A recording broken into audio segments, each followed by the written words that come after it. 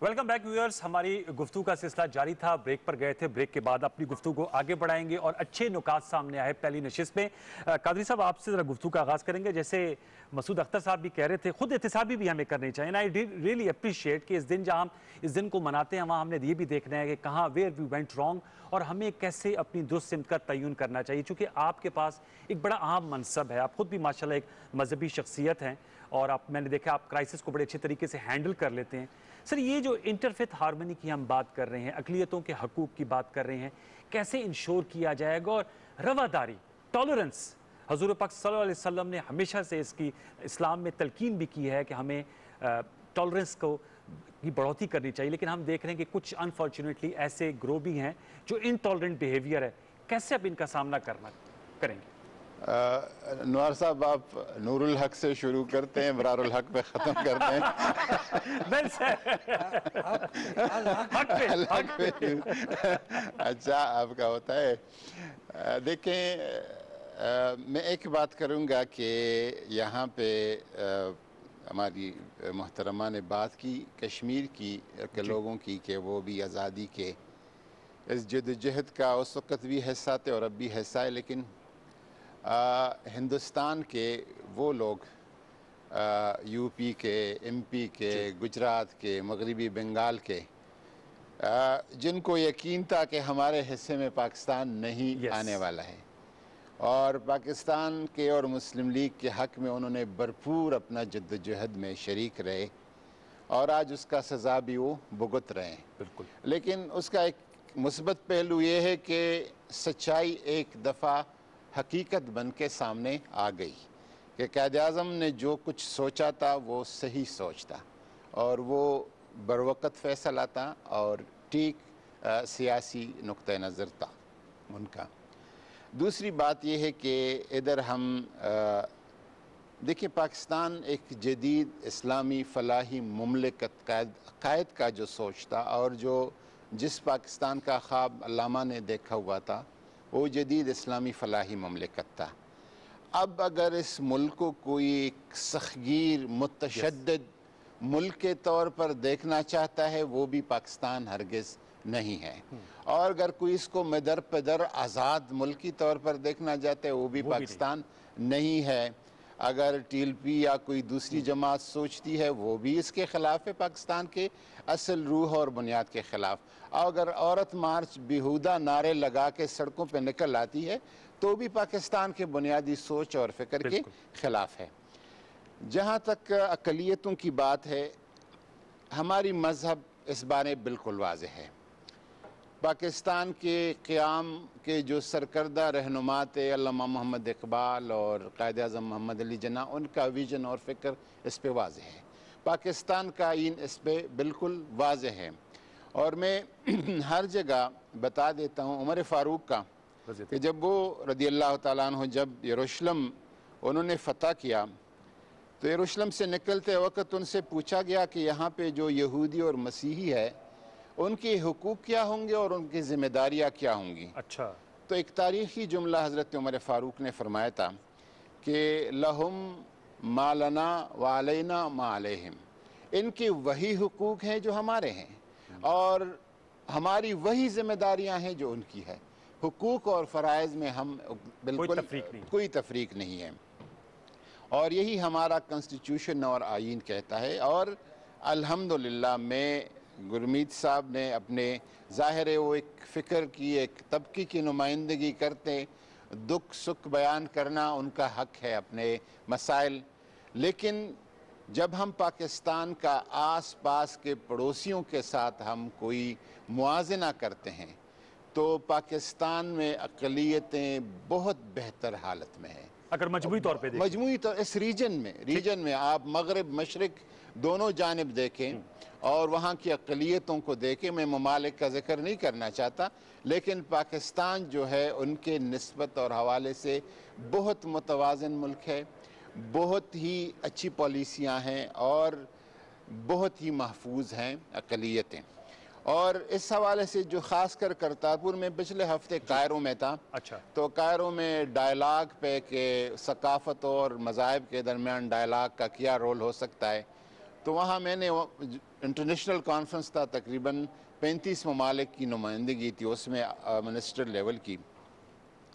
तो मैंने उसमें कहा कि एयर कंडीशन हॉल में बैठकर 5 स्टार होटल, 7 स्टार होटल में, और आप मजहबी आज़ादियों को, मज़ाहिब के हुकूक़ की बात करें, ये आसान है, लेकिन आप आए उस रीजन की तरफ और पाकिस्तान और हिंदुस्तान की कन्फ्लिक्ट और तनाज़ा को देखें, और मुरतज़न अफवाज को देखें, पाकिस्तान का और उनके दरमियान जो कशमकश है हिंदुस्तान के दरमियान, उसको देखें।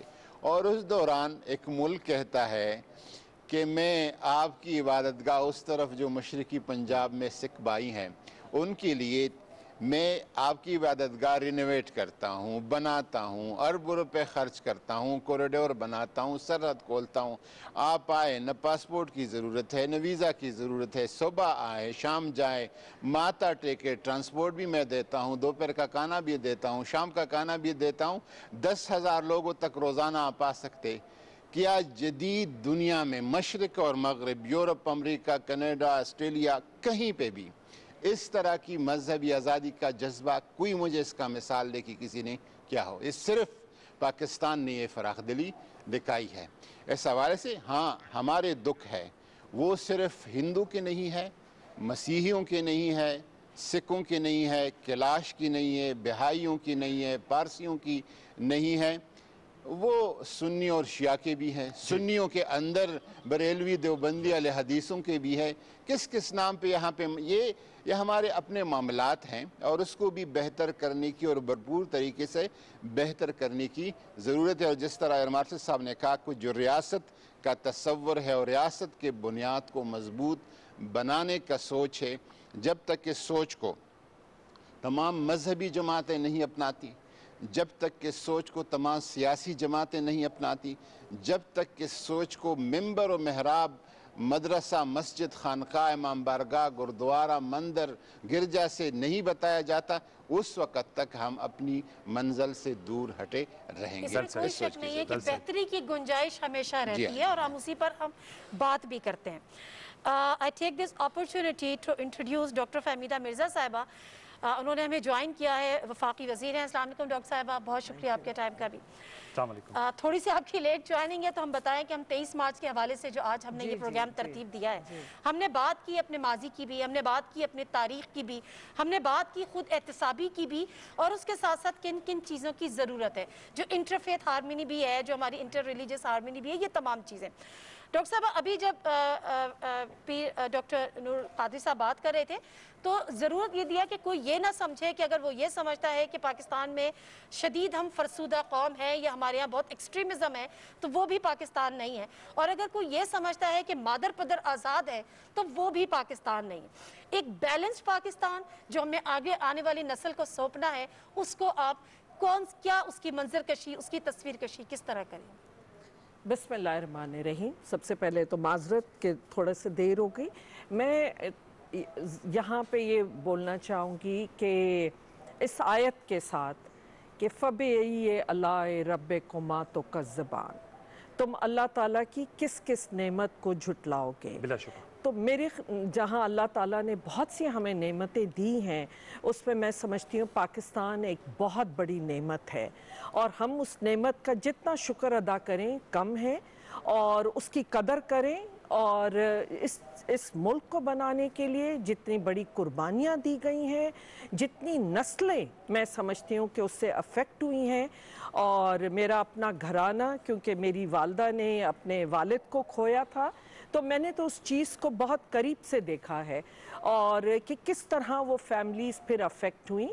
तो मेरा यही है कि क्योंकि वो बार बार हमें ये कहती थी, जो भी मुझे उनका याद है कि बचपन से, कि वो यही उनके दो चीज़ों पे बहुत ज़ोर होता था। एक तो हमारी तालीम पे कि बेटा पढ़ना बहुत ज़रूरी है, और वो तालीम हासिल करना, क्योंकि आगे आने वाला पाकिस्तान, क्योंकि जिस तरह का पाकिस्तान हमें मिला था, अगर आप देखें कि कितने कॉलेजेस, यूनिवर्सिटीज़, कुछ भी मतलब रिसोर्सेज वाइज, तो उनका जो एक बहुत बड़ी नसीहत होती थी वो एक थी तालीम, और दूसरा था कि इस मुल्क की कदर करें। कि उन्होंने कहा कि आप जब को बनी बनाई एक चीज़ मिली है, और इसको जब तक आप लोग उस पैशन के साथ, उस जज्बों के साथ अगर आपने इसको नहीं संभाला, क्योंकि बड़ी एक फ्रेजाइल किस्म की, जाहिर है हमारे पास ना सिस्टम्स थे, ना इंफ्रास्ट्रक्चर थे, ना रिसोर्सेज थे कि उस पर, और यही साथ साथ कि कितनी दुनिया की हमारे मुल्क पे नज़रें हैं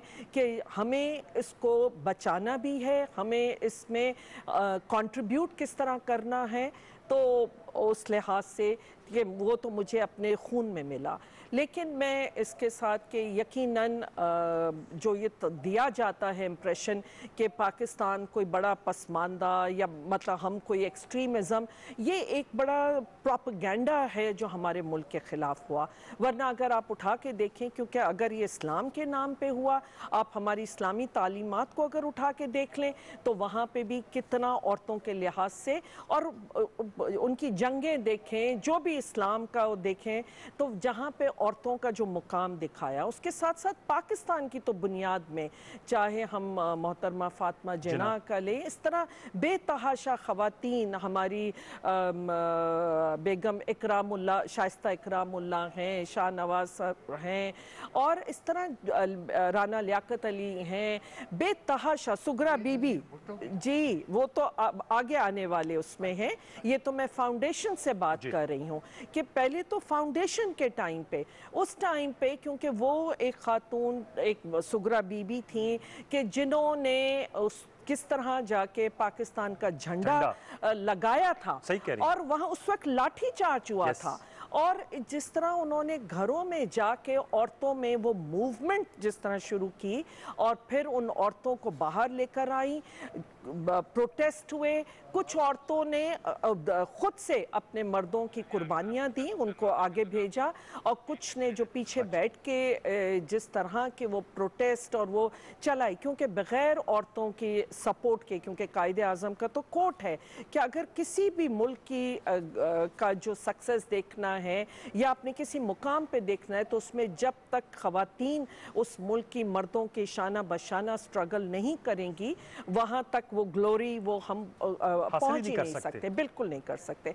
तो ये तो पाकिस्तान की बुनियाद में उनकी बहुत बड़ा सेक्रीफाइस, कुर्बानी है। और इसके साथ साथ यकीनन फिर जैसे जैसे आगे वक्त आगे बढ़ा, उसमें बहुत से नाम आते हैं। पाकिस्तान है जिसने पहला खातून प्राइम मिनिस्टर दी, जो आज तक, आज जाके आप अमेरिका में सुनते हैं कि वाइस प्रेसिडेंट हुई है, इतनी बड़ी जी। और मैं, क्योंकि वो पहली खातून स्पीकर रह चुकी हैं, बिल्कुल, फिर अल्हम्दुलिल्लाह कि अल्लाह ताला ने मुझे ये एजाज़ दिया कि मैं ना सिर्फ पाकिस्तान की, इस खित्ते की पहली खातून स्पीकर और मुस्लिम वर्ल्ड की पहली खातून स्पीकर रही।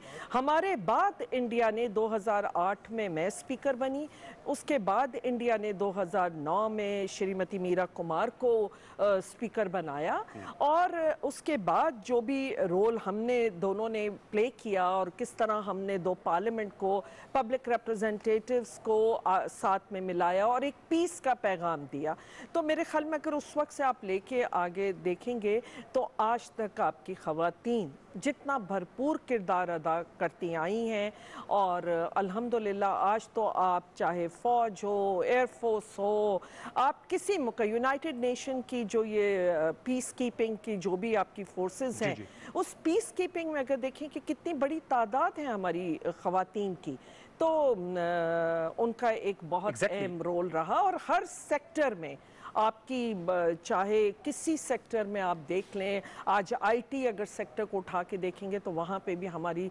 ख़वातीन बहुत बड़ा एक नाम बना रही हैं।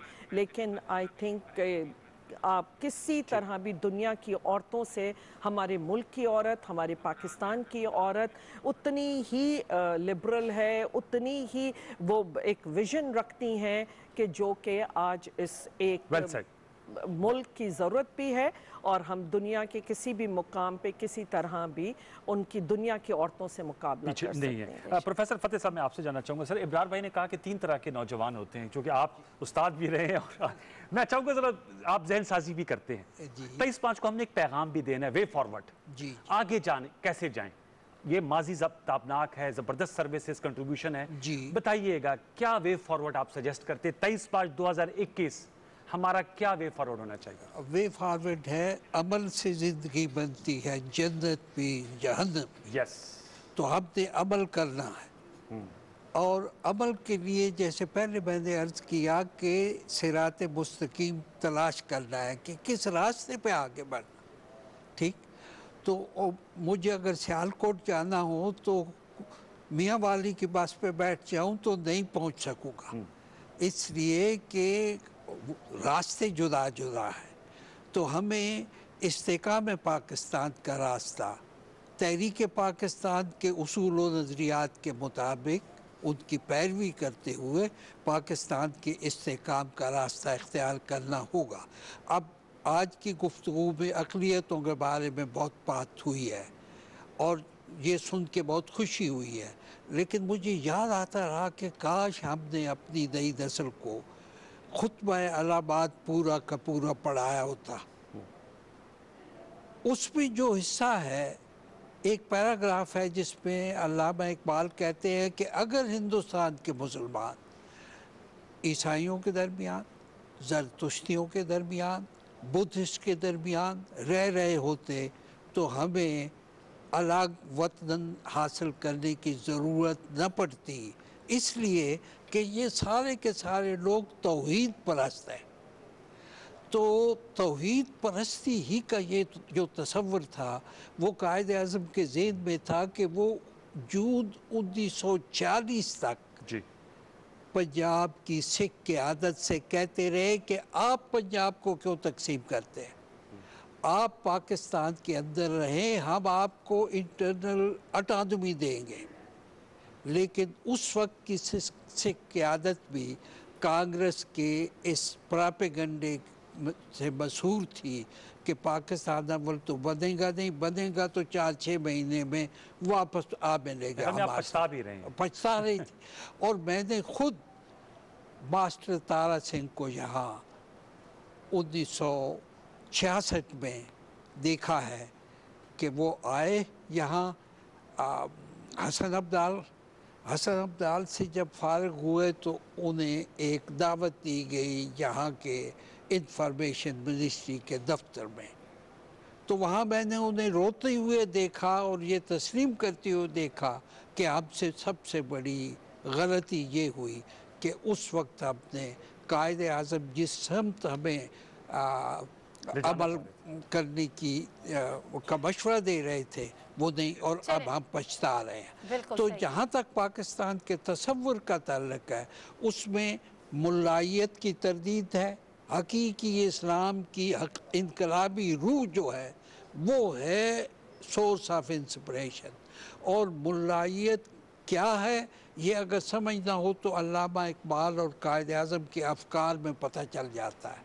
ख़राबी ये हुई कि हमारे यहाँ जब फ़ौजी हुकूमतें और हुक्मरान आए तो उन्हें ये पता नहीं था कि मुल्लायत क्या होती है, इस्लाम क्या होता है। ठीक है, उन्होंने मुल्ला को अपना साथी बनाया और इस्लाम की शक्ल बिगाड़ के रख दी। कादरी साहब उसका अब जरूरत इसलिए अब जरूरत इस बात की है जी, जी। कि आप जैसे लोग जो हैं वो इस्लाम को मुल्लायत से आज़ाद कराएं और इस्लाम की हकीकी रूह जो है वो पाकिस्तान में काम कर। अच्छा, क्योंकि अब सिलसिला चल निकला है वे फॉरवर्ड का और हम 23 मार्च के कॉन्टेक्स्ट में बात कर रहे हैं।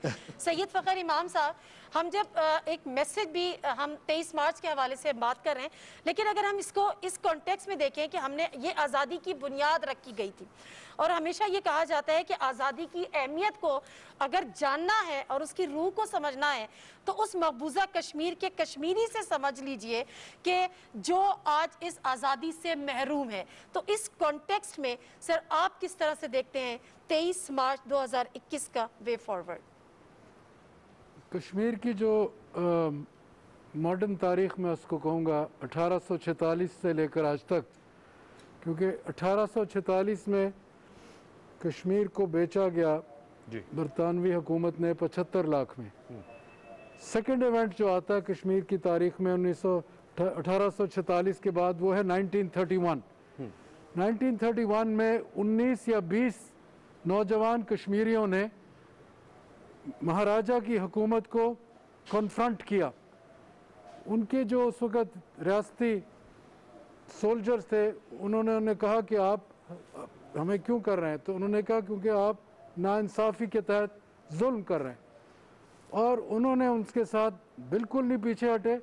और मैं समझता हूँ वो पहला दिन था जब कश्मीर की आज़ादी की जंग का आगाज़ हुआ जी।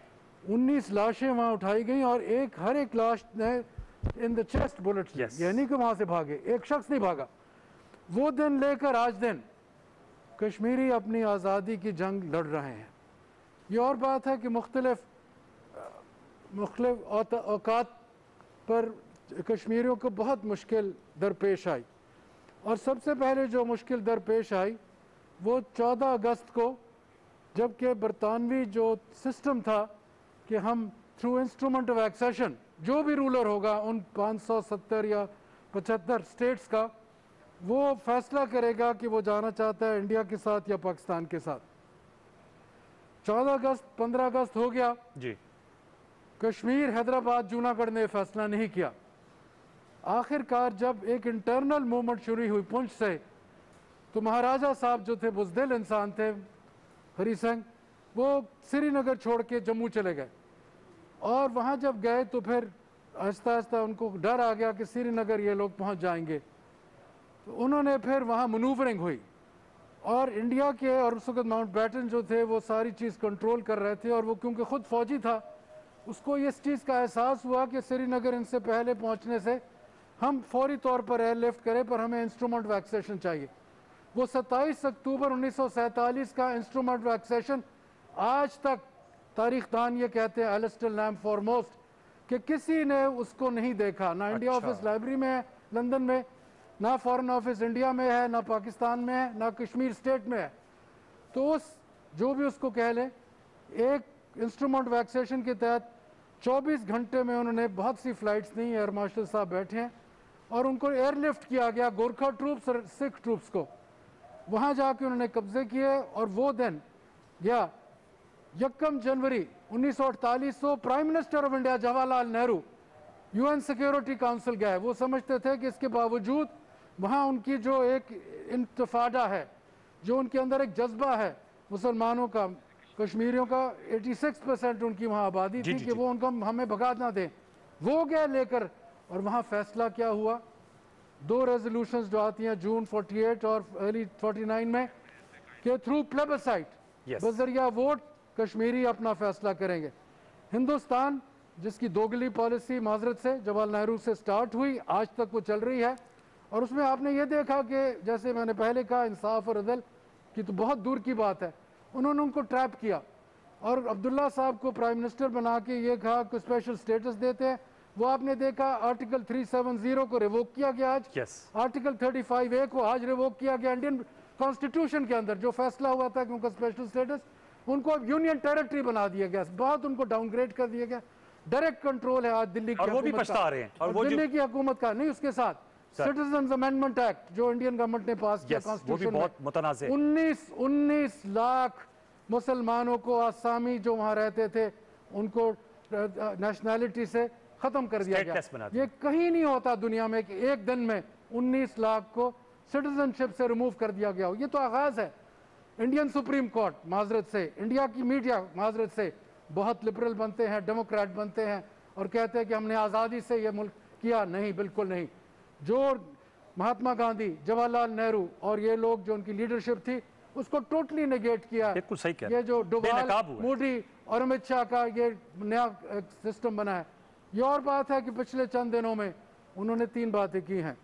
वो क्या कि LOC पे उन्होंने कहा कि सीज फायर जी, दूसरा उन्होंने इंडस वाटर ट्रीटी के पिछले 2 दिन से वहाँ टॉक शुरू हुई हैं, और तीसरा जो उन्होंने पैगाम दिया प्राइम मिनिस्टर इमरान खान साहब को कोविड के बारे में, this is a start but a mini start. Okay, जब तक कश्मीरियों को प्लेबसाइट नहीं मिलेगा, ये खित्ता जो है इसमें अमन उस तरह नहीं होगा जो कायदे आज़म मोहम्मद अली जिन्ना और अल्लामा इकबाल की सोच। कश्मीर पाकिस्तान की शहर आ गया। मैं मसूद साहब आपसे चाहूंगा, क्योंकि वक्त की जरा किल्लत आड़े है, अगर वे फॉरवर्ड आप सजेस्ट करें, आप भी, गुरमीत साहब, इब्रार भाई और वलीद भाई। क्विकली, सबसे पहली चीज़, पाकिस्तान में सब चीज़ बुरी नहीं है।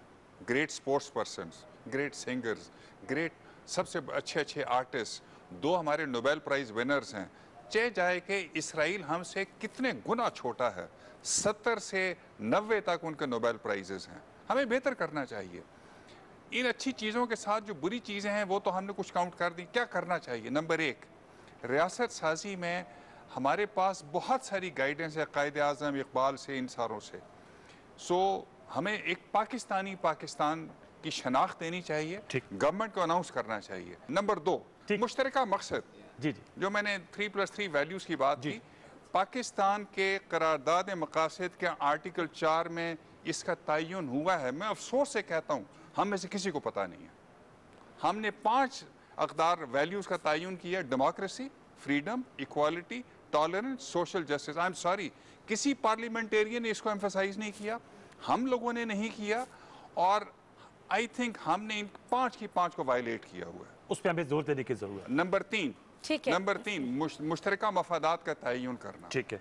और नंबर 4 फिर एक कौमी सलामती पॉलिसी। जब मियाँ साहब वज़ीर आज़म नहीं थे तीसरी दफ़ा, तो हमने उनको एक प्रेजेंटेशन दी थी, एक मुजव्वज़ा कौमी सलामती पॉलिसी, काउंटर इंसर्जेंसी और काउंटर टेररिज्म पॉलिसी।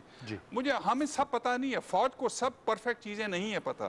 फ़ौज अपना काम बेहतर करती है, बहुत हम उनको बुरा भला कहते हैं। ये फ़खर इमाम साहब ने अभी पिछले दिनों ही इस्लामाबाद सिक्योरिटी डायलॉग हुआ है, और उस पर बहुत ज़्यादा इस पर गुफ्तगू हुई है। मगर मैं उस सिक्योरिटी डायलॉग से मैं कहता हूँ, आई थिंक सब लोग बहुत सिंसियर हैं, मगर हज़ारे क्वेटा के नहीं हम बचा पा रहे, उन पे बार बार मैसेकर्स होते हैं, और मैं फोरकास्ट करता हूं कि मैसेकर दोबारा होगा, अल्लाह ना करे, अल्लाह ना करे, और हम सब आपकी गलत साबित हो, और हम सब बुरी तरह एम्बैरस होंगे। और क्योंकि अगर हम रियासत साजी, स्टेट क्राफ्ट ठीक नहीं करेंगे तो नहीं बच पाएंगे। अच्छा खैर, ये वो चीज़ें जिस तरह से हमने कहा कि बेहतरी की गुंजाइश डेफिनेटली रहती है। इब्रारुल हक साहब, आप जरा एक मिली नगमा गुनगुनाने के लिए जरूर तैयार रहिएगा। तो थोड़ा पहले से आपको पहले से प्रॉम्प्ट किया है इन्होंने, पहले से प्रॉम्प्ट किया है। लेकिन गुरमीत सिंह साहब, आपने जिन बहुत सारे फैक्टर्स आपने भी किए थे, जिनका आपने यहाँ पर जिक्र किया था, आपको जवाब भी मिला काजी साहब से, नूरुल कादरी साहब से। लेकिन जब हम, आपने कहा माइनॉरिटी नहीं, हकीकत नहीं, पाकिस्तानी, मैं पाकिस्तानी, आप पाकिस्तानी, हमसे ज़्यादा पाकिस्तानी, सब पाकिस्तानी। एक नई नस्ल को, आने वाली नस्ल के लिए फिर वही पैगाम, एक जो रिलीजियस हार्मनी को लेकर कि हुकूक महफूज है, अपने इर्द गिर्द दाएं बाएं अगर हम नज़र डालें तो अल्हम्दुलिल्लाह हम ये फ़ख्र से कह सकते हैं कि हम अक़लियत नहीं, हम नॉन मुस्लिम्स को भी उसी तरह से, उसी प्यार और मोहब्बत और उसी बराबरी के साथ देखते हैं। जी, सबसे पहले तो ये है कि नूर भाई ने जो कहा कि कंपैरेटिवली जो हमारा इंडिया के साथ वो जब कंपेयर करते हैं, पक्की बात है कि दुनिया में हम कहते हैं कि सिखों के हवाले से सिख जो हैं पूरी दुनिया में कहीं पे वीआईपी नहीं है, सिर्फ पाकिस्तान में हैं। और इंडिया के हवाले से भी है कि हम उनसे बहुत बेहतर हैं। लेकिन जब हम बात करते हैं ना अपने आप को बेहतर बनाने की, तो हम उसमें कहते हैं गुंजाइश होती है, तो वो उसमें उस गुंजाइश की हमने बात की है।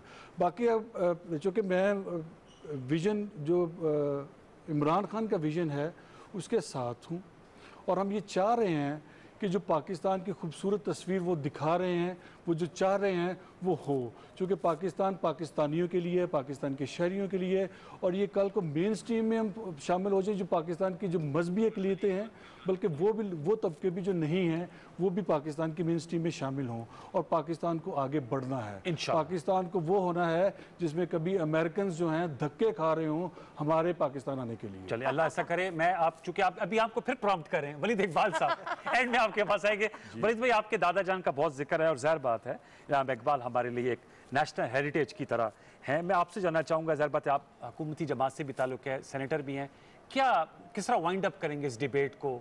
अगर मैं आपसे कहूँ वे फॉरवर्ड का आपने कहा जी, मैं 3 बातें अर्ज करना चाहूँगा, तीनों अलामती हैं, और मेरे ख्याल सारे मौजूआत जो हमने यहाँ कवर किए हैं उसको एड्रेस करती हैं मेरे नज़दीक। पहली बात तो ये है कि अल्लामा इकबाल के फ़लसफ़े और उनकी तालीमात को बुरुए कार लाएँ हमारी आने वाली नस्लें, और उसका ख़ास जो मैं हिस्सा बताना चाहता हूँ, जिस तरह प्रोफेसर साहब ने भी कहा और मैं कादरी साहब को भी कोट करूँगा अल्लामा के हवाले से, तौहीद का जो तसव्वुर जो हमारे मज़हब ने हमको दिया है, अल्लामा ने उसकी जिस तरह तशरीह की है, उसके 3 एलिमेंट्स बताए हैं: human unity, human equality and human freedom. यानी कि इंसानी, ये हमारी आपस में सिर्फ मुसलमानों की नहीं, ठीक है, इंसानी इत्तेहाद, इंसानी मसावात और इंसानी आज़ादी। और मिसाल उसकी अलामा का ख़ुद उनके जिस तरह आती है कि और दीगर मज़ाहिब के जो बानी थे उनको किस तरह वो एहतराम की निगाह से देखते थे।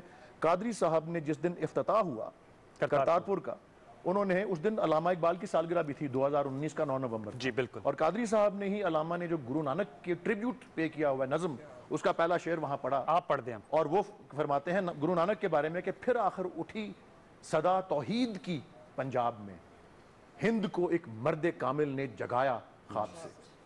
सो ये पहला मैं बात अर्ज करना चाह रहा था जो अल्लामा की तालीमात का ये एलिमेंट है। दूसरी बात जो है ये भी अलामती इस तरह है कि ये जो हम आज 23 मार्च को बैठ के इसकी 23 मार्च को याद कर रहे हैं और उसको याद ताज़ा कर रहे हैं उसकी, ये असल में 3 रोज़ा सालाना इजलास था 22, 23 और 24 मार्च। और मैं ख़ास कर सियासी कारकुनान जो ये देख रहे हैं प्रोग्राम, उनके लिए कि कायद आज़म को अपना रोल मॉडल बनाएं। और उसकी मैं अलामात सिर्फ अलामती बातें सिर्फ बताना चाह रहा हूँ। आप इमेजिन करें कि 22 मार्च को आने के लिए वो 21 मार्च को जब कायद आज़म फ्रंटियर मेल पर पहुंचे लाहौर के रेलवे स्टेशन पर, तो वहां तिल धरने की जगह नहीं थी। ऐसा उनका वो था, जुनून था, उनका दबदबा और रोब और ऑरा था उनका। और फिर 22 तारीख को इजलास के पहले दिन उन्होंने सदारती खुतबा दिया, तो उन्होंने ये फैसला किया कि वो एक्सटेम्पोर बोलेंगे, ये नहीं कि फिलबदी। और उन्होंने अपनी तकरीर वहां पे जमे गफीर था लोगों का, उन्होंने अपनी तकरीर अंग्रेजी में की, लेकिन ऐसा सुकूत था, वो तो बल्कि कोई वाकया भी है ना, किसी से पूछा कि जी ये की कह रहे हैं, अंग्रेजी बोल रहे हैं, की कह रहे हैं, जो भी कह रहे हैं ठीक कह रहे हैं। ऐसा सुकूत था, ऐसी उनकी कमांड थी, ऐसा उनका प्रेजेंस थी। और वो सिर्फ महज उनकी शख्सियत की हद तक नहीं, उनके जो उसूल थे, उनकी जो इंटेग्रिटी थी, उनकी जो स्टेचर था, उनका वही जो वैल्यूज़ की बात जिस तरह अभी अबरारुल हक साहब ने की, कि जिन वैल्यूज़ का वो पैकर थे, जिन अकदार का, उनको उनकी मिसाल ली जाए।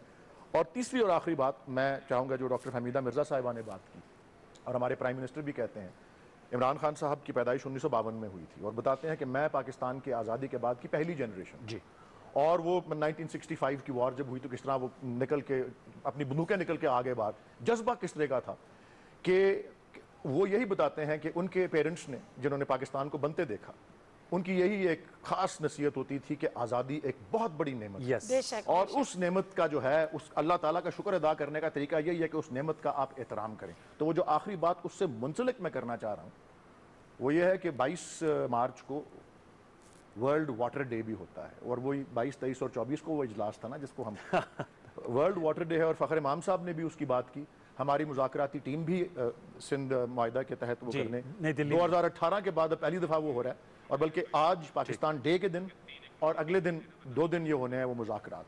अल्लाह ताला हमारी टीम को कामयाबी दे, मेरी नेक तमन्नाएं उनके साथ हैं जी। लेकिन मैं ख़ास तौर पे आज़ादी की नेमत के साथ साथ मैं जो वाटर की जो नेमत है, और मैं क्योंकि सेनेट की कमेटी जो है आबी वसाइल की कमेटी पे भी रहा हूँ, उस नेमत को जिस तरह से हम उसकी तौहीन कर रहे हैं, वो नहीं करनी चाहिए। हमें बहुत ये नंबर्स जो हैं बड़े हैरत अंगेज हैं, किस तरह से हम उसके नेमत को उस तरह से बरूए कार नहीं ला रहे जिस तरह बिल्कुल आपने बिल्कुल दुरुस्त फरमाया, और ये बेस्ट जरूर उसको ये बेहतरीन मैसेज है यूथ के लिए कि कायद आज़म को रोल मॉडल बनाएं। और अबरारुल हक साहब, आपको काफी टाइम मिल गया था तैयारी के लिए, अच्छा अबरारुल हक साहब। सिर्फ एक बात मैं करना चाहता हूँ कि बस मेरा पैगाम ये सबको कि मायूस नहीं होना। हम लोग बड़े ज़बरदस्त लोग हैं, मैं पूरी दुनिया फिरता हूँ, पाकिस्तान जैसी कौम कोई नहीं है दुनिया में। ये जो है ना इश्यूज आते हैं, 2 एक्सट्रीम्स में फंस गए अब, ये इसमें साजिशों से भी आपने होशियार रहना है। ना हम रिलीजियस फैनेटिक्स हैं, ना हम लिबरल फाशिस्ट्स हैं, हम लोग तो मयाना रवि वाली कौम है, और उस मज़हब से हमारा ताल्लुक है, सबको साथ लेके चलने वाला। और मैंने अपने जो मैं कलाम सुनाने जा रहा हूँ उसमें जिक्र भी है थोड़ा सा, ये मैं अपना ही कलाम, जब आप जो डिस्कशन हो रही है उस हवाले से, राइट्स के हवाले से कुछ। सर उठा के देश में चलने का मौसम आ गया, आओ के अब एक हो जाने का मौसम आ गया, आओ जरा दोस्तों जागो जरा, गैर मुस्लिम हो के मुस्लिम सबका अपना घर है ये, सबने जीना भी है मरना भी है इस आगोश में, वो जो नफरत डालते हैं इन दिलों में जान ले, उन सरों की फसल झुक जाने का मौसम आ गया। आओ जरा सोचो जरा, बिनते हवा, मैंने ख़वातीन के राइट्स के बारे कि बिनते हवा को अब उसका हक तो देना ही है, पर साथ भी चलना है लेकर मुल्क की तामीर में। माँ है, बेटी है, बहू है, बहन है, बीवी है, ये आज ये खुश रंग रिश्ते क्यों परेशान हो गए, जिससे इन रिश्तों में कायम हो मोहब्बत की फिजा। आज से वो प्यार बरसाने का मौसम आ गया। आओ जरा काटना सर खूं बहाना ये कहाँ इस्लाम है, जिंदा लोगों को जलाना ये कहाँ इस्लाम है। असलहे के जोर पे अपनी शरीयत का निफाज बम स्कूलों में गिराना ये कहाँ इस्लाम है। सोचो। और आखिर पे कि क्या हमें हर वक्त करना है गिला सरकार से, आओ मिलकर बांट ले जुर्मे ज़ईफ़ी की सजा और ले बदले में हम लाखों करोड़ों की वफा। सर उठा के देश में चलने का मौसम आ गया। आओ के मौसम बदल देने का मौसम आ गया। आओ के अब एक हो जाने का मौसम। शुक्रिया, बहुत शुक्रिया तमाम शख्सियात का जो आज के प्रोग्राम में शामिल हुई। तमाम शख्सियात का बहुत बहुत यहाँ पे शुक्रिया अदा करेंगे। 23 मार्च के हवाले से बेसिकली आज का ये प्रोग्राम था। कोशिश की थी कि जिंदा करें उस तारीख को और आगे वाली नस्लों तक अपनी तारीख को पहुंचाएं, जो हमें मिला हम वो आगे पहुंचाएं। एंड में मेरे ख्याल में एक नारा लगा लेते हैं, क्योंकि बड़ा अच्छा इस PR का स्लोगन है, एक है कौम एक मंजिल, पाकिस्तानी ठाल ने जब मुश्किल मुश्किल कब रहती है, पाकिस्तान जिंदाबाद। बहुत बहुत शुक्रिया देखने का, आपका बहुत शुक्रिया, थैंक यू वेरी मच।